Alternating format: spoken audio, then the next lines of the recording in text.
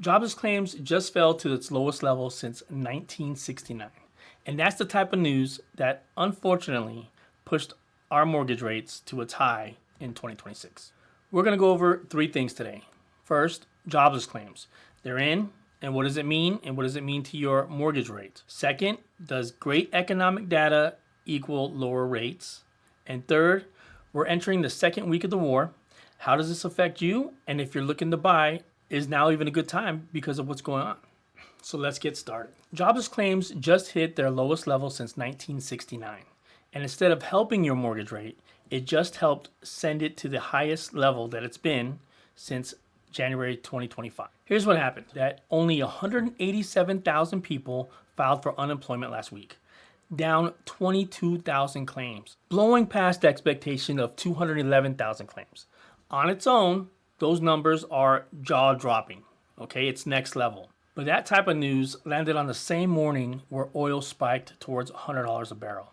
Not to mention, we are now on the 12th straight night of bombing Iran. I should rephrase that. We're on the 12th straight night of bombing Iran with no visible or clear expectations of how this all ends. All markets hate uncertainty, and that's exactly where we're at. So here's how bonds reacted to it. The 10-year Treasury, the thing that mortgage rates actually tracks, not the Fed, it jumped to 4.71% today. So what's going on?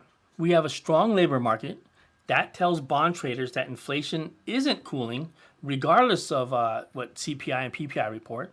And we also have oil at $100 a barrel, which is also helping inflation possibly spike. And those are true fears in this true economy.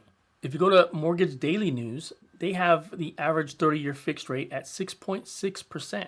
That's as high as it's been all month. So being a mortgage loan officer, what that tells me is that on a $400,000 loan, for every quarter point that interest rate moves, that's roughly $65 a month on your mortgage payment.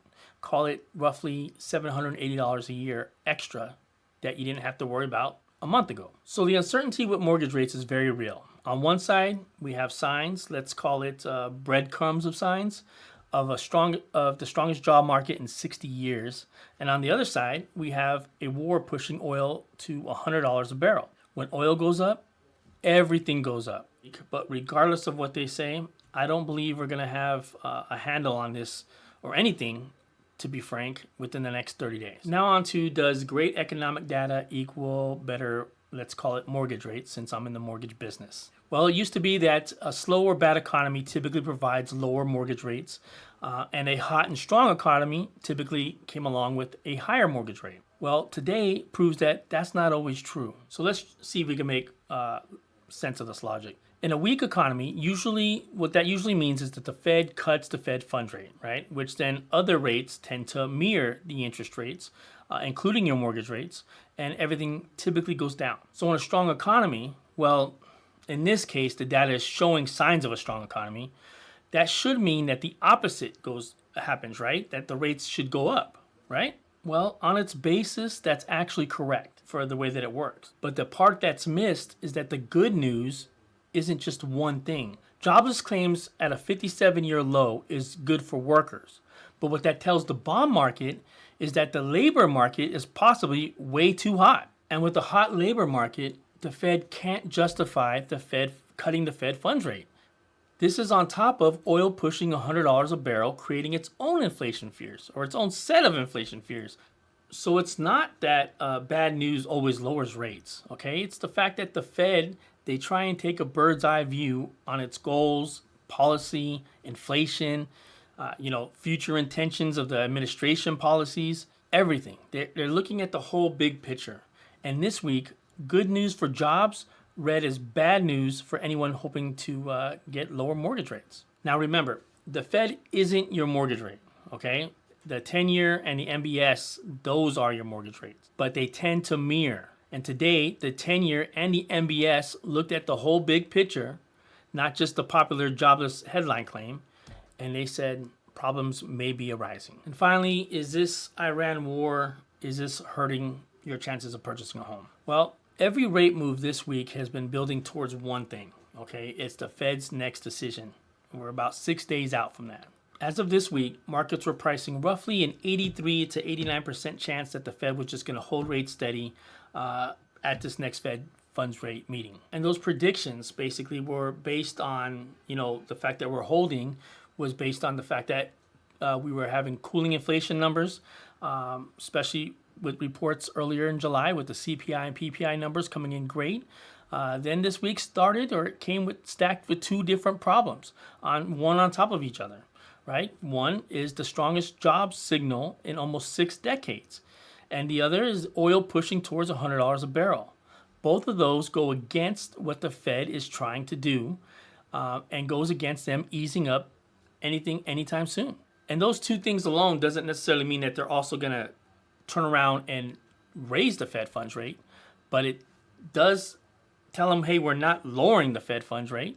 And just to show how big of a problem that these two things are arising for the economy, the 10-year did not wait for the Fed funds meeting for next week to make their move. They decided now, let's raise rates because of what we're seeing on the economic forefront. And what does that mean for us? Well, nothing yet, right? And of course I can't obviously call the outcome. But if you've got a purchase or a refi in motion, these next 6 days are a big deal. My unsolicited advice would be to lock your rate now, not to gamble. Figure out what you have now and just stick with it versus letting the cards unfold. Here's what I want you walking away with from a day where the best job numbers in almost 60 years still worked against you having a lower mortgage interest rate. First and foremost, we don't control what the labor market says, right? We don't control oil. We don't control which way the Fed leans next Wednesday. What we do control is our own individual action. So if you are looking into home ownership or upgrading homes, now is a great time for you to go out there while the buying is in very rare demand, right? You have, as a buyer right now in this market, you have all the buying power, all the leverage because there's so few of you out there. So sure, the rate might be a little bit higher, but you know what you get in return? You get especially if you get back into the game, you get all the negotiating power in the world, right? You have a ton of leverage to go out there and get a great deal.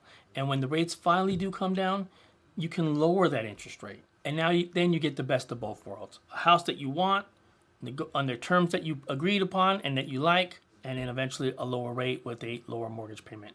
I could tell you when the rates come down and everyone jumps in, history shows that all that goes away. The buying power, the negotiating power, the terms of deals that you want. So if you're looking to purchase a home, selfish plug, if you live in the state of Arizona, Texas, or Colorado, please give me a call, Ruben Chavez.